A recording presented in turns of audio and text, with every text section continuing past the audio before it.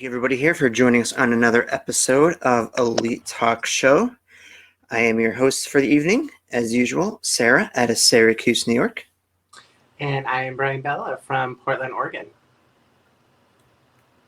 All right. Lots of AEW news over the past few days. First up, the big one, of course, Double or Nothing, their star pay-per-view. What are your immediate thoughts going out of this pay-per-view? For me, it was probably the best pay-per-view that I have seen in a very long time. I don't know if it's just the excitement of it, that we're finally having crowds again. I'm not sure what made it go to that point, but everybody brought their A game. I was so looking forward to it. Like, I was so pumped, like almost a week before. Like, I was almost like a little kid waiting for Christmas. And then, and then afterwards, I was like, what do I do now? Like, what do I get excited about? You gotta wait all the way till Friday for the next show. Yeah. So that was something. And then it was kind of funny that Preston, Dark Orders number 10, also posted that he has the post pay-per-view blues. And I was like, that's actually super relatable. And I wonder if that's actually really common. And then I started thinking, because that's what I always tend to do, overthink everything, is so you're really excited, you're really pumped, and then there's this thing, and your brain shoots off dopamine, and then you're on that level for so long, and then it stops, and then naturally you kind of have like that little funk. And there's nothing to do until you get back up to it. Yeah, you just gotta wait it out. What was your favorite match of the night? Oh my goodness. There were so many. There's only like two that I don't even want to say that I didn't like, but just kind of where it's plateaued. My favorite one had to be, I don't know if I have a favorite one, but the one that comes to mind is the three people, the championship, the triple threat match. Yes. I don't know if it just because I had really low expectations or I didn't even care that it was on the card. But once it finally aired, I was like, oh, this is so good. And then you're into a match when like even your shoulder tends to try to kick out. It's like, no. That was definitely one of those matches. The other one that comes to mind, the women's match. I mean, I think that was both of them. To be honest, that was awesome. And then we also had Adam Page's first match with Brian Cage. That was also awesome. I've noticed a lot of his matches have been the leadoff match, whether it's Dynamite or pay-per-views. I wonder if he likes that first spot. I think that because of the way that he controls it, he sets the tone for it. And I think that that the creators at AEW tend to like give the fans like, oh, he's kind of a main event, but he's starting off. And I think that the first match sets the tone for the pay-per-view is almost as important, if not slightly more important than the main event. Yeah, I think there's, it used to be, first match of the night is got to be the worst. But I think as we grow older, we learn, no, the first match sets the tone. If you got a really good match right off the bat, then, it's a standout kind of performance. Yeah. Definitely. What were some of your favorites? Definitely Britt Baker winning the women's title. It's a spot well deserved. Congratulations to Sheeta for holding that title for a year, going from Double or Nothing last year to Double or Nothing this year. Yeah. Also, I don't know if you saw the note. Britt Baker's outfit was a tribute to Scott Hall. I did not realize that. Okay, so that's funny because I did notice that that it seemed really familiar, but I couldn't pinpoint it. And during that time, was it Scott Hall, WWE? No.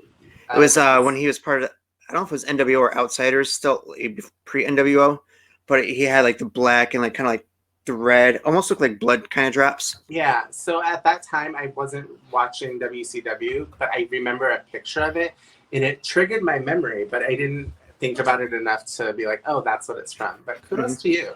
Yep. So there was that match. Of course, the Stadium Stampede, which was, I believe they said like 95% shot live. I don't know which parts they pre-filmed. They said they did pre-film some parts.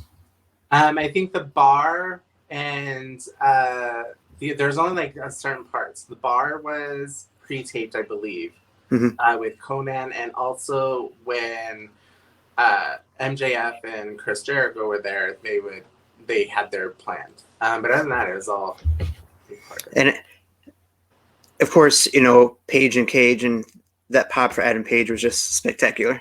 Yeah. I mean, I honestly, as far as popularity wise, I honestly think that he's the new Stone Cold of our era, or this era, rather. My air sailed a long time ago. No comments because we're the same age. Moving on.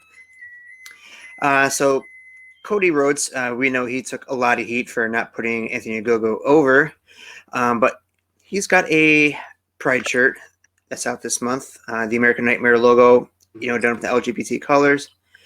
A fan tweeted out and Brandy responded, saying that of course Cody Rhodes is going to put his name over on something when it should just be, AEW in general, or put Nyla Rose or Sunny Kiss on there. They would be much better representations for it.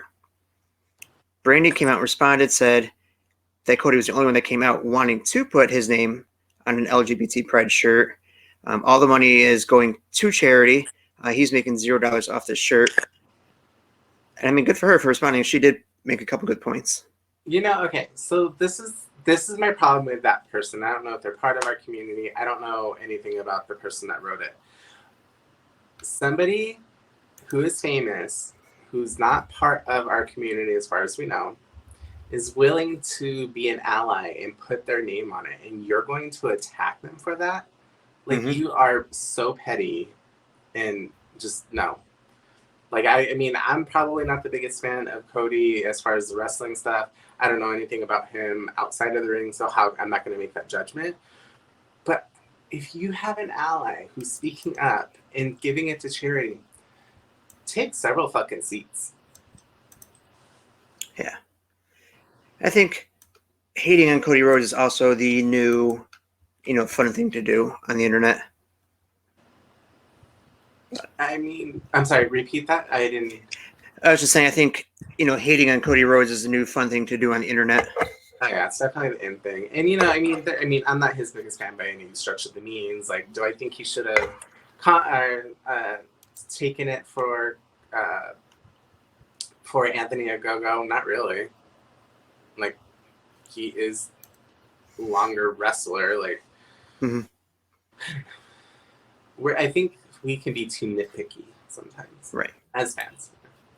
And I think society as a whole, we like to build stars up and then have just as much fun as tearing them right down. Yeah.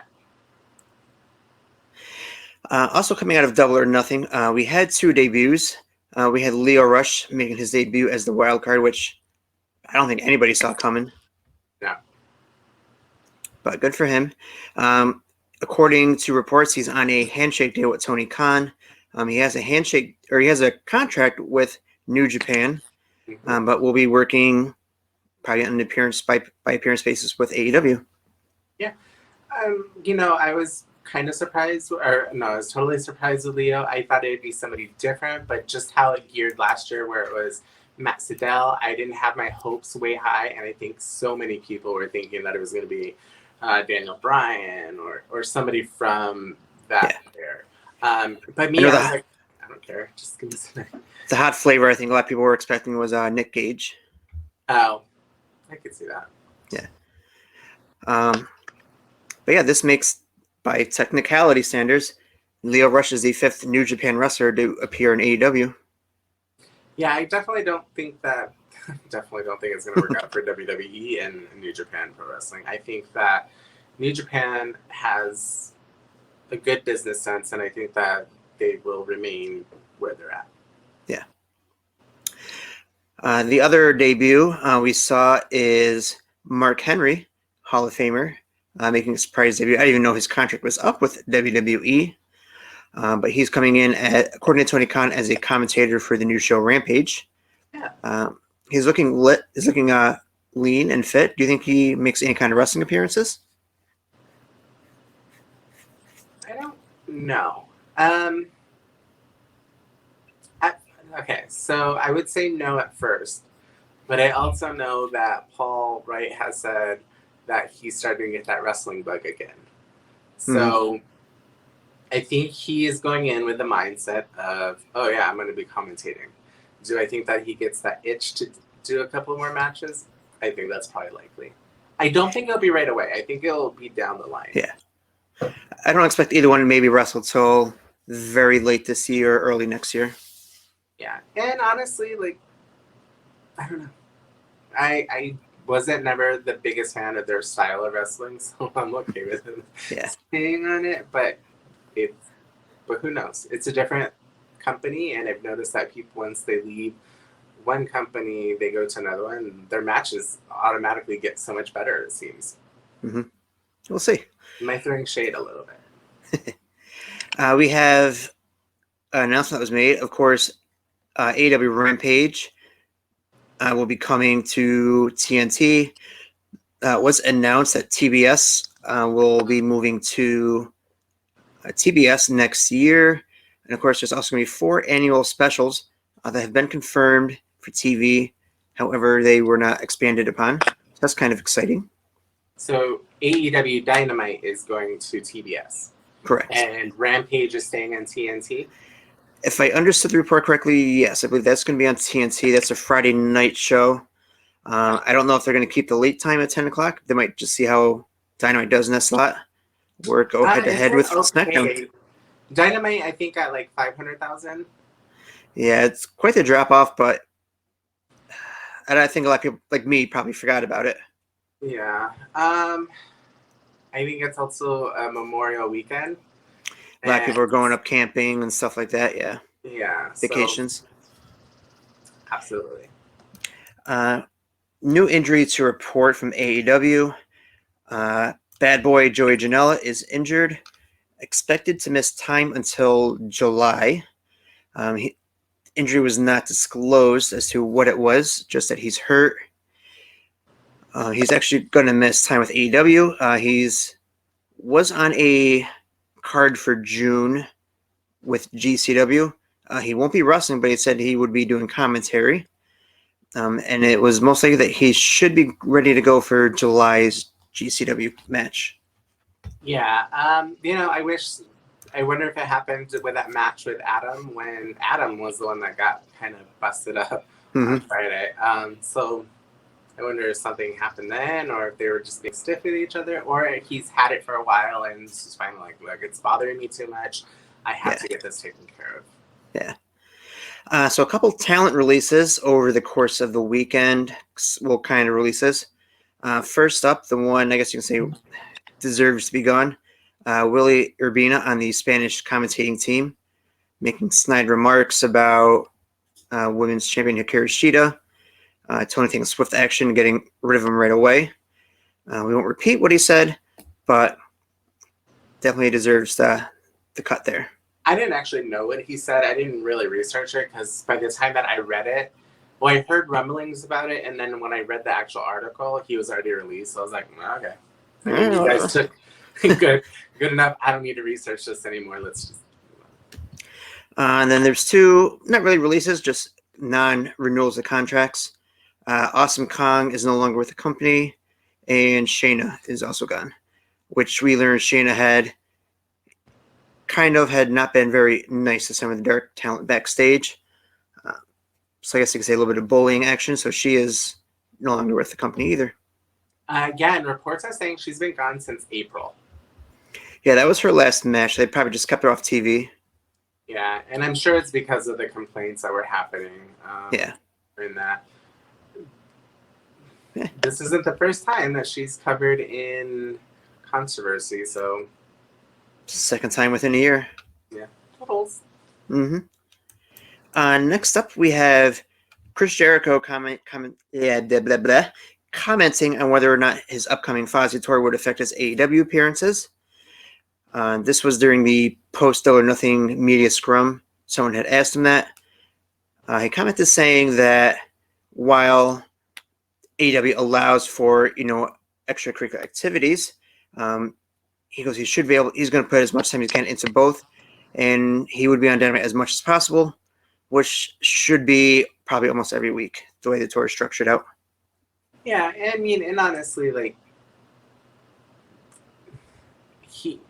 the Inner Circle's not on TV every week, right? So there are days or weeks that he could miss, and it'd be fine. Right. Which, speaking of, their AEW is actually going to be recording 3 weeks worth of episodes this Friday and Saturday, which, good God, that's me 2 long days of work for them. So probably, I hope not. We don't see reports of leaks out, but I don't know. We'll see what happens. the last couple times they've recorded ahead of time, we didn't get any leaks, so hopefully the leaker is gone or has been silenced. From what I read on one of the whiteboards is that they it will cost you your job. So I'm assuming that the person that leaked before is no longer employed with the company. One little kind of funny, maybe we're starting to see a little pettiness thrown between WWE and AEW, which can be kind of entertaining at times. Tony Khan cut a promo on the WWE and New Japan talks back last Wednesday or Thursday, saying pretty much that he was the one that's going to benefit New Japan working with him.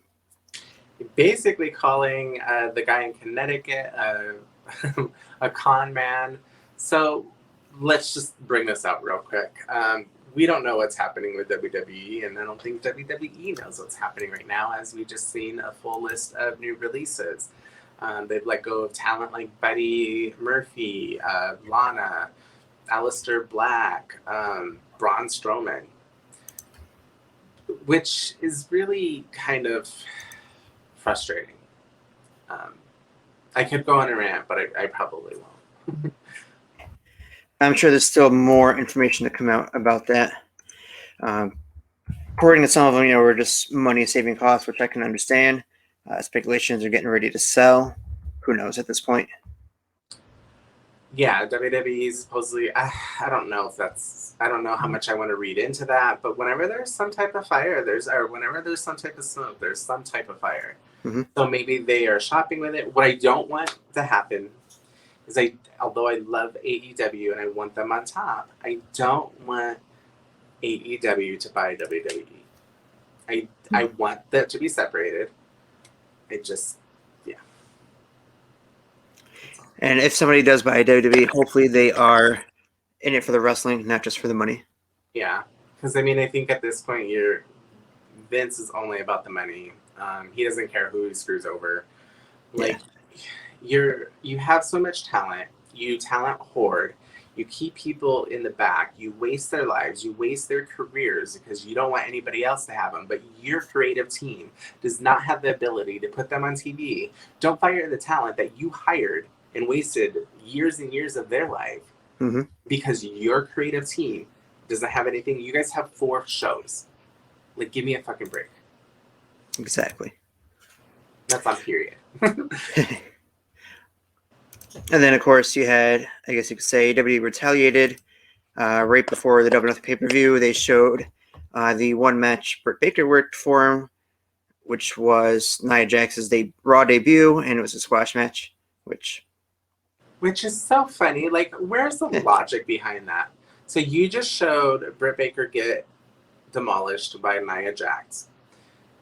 And now you're having a star. It's almost showing what you could have had, and you deleted it for botched Jax.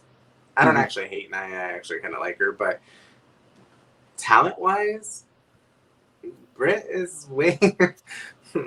she can only go up at this point. Yeah, so that was it was petty, but it was so ridiculous because it's you let go of that talent. Way to go, bro. Weird flex. Last bit of news we got before we wrap up our short show here today.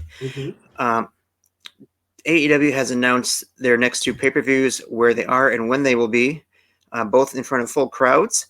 All Out will be September 5th, Labor Day weekend in Chicago on a Sunday. And Full Gear, which is their November pay-per-view, November 6th, which will be on a Saturday in St. Louis. I wonder if our boy Kenny's going to go to that one. He better. The opportunity's there. I'm excited. I think AEW, as long as they stay on the track that they're going with, can take over the wrestling world. I mean, they kind of already have, but I don't think all the fans have tuned in yet. I think that they only have up to go. As long as they keep where they're headed. Yeah, I know JR commented a couple months ago on a podcast that someone to come up to him in the airport and said, "Oh, when are you getting back on TV? When you get back in wrestling?" Not even realizing that he was on AEW every week doing commentary. So it's a matter of just getting the word out to everybody. They'll get there eventually. Yeah. No, I mean, I just think, honestly, TNT is not something that I generally will watch. And so if you don't watch like one of those networks like TNT, TBS, I probably wouldn't have even known about it. I mean, if I wasn't already watching it religiously and doing this stuff, but Yeah. All right. Well, that'll do us here for today.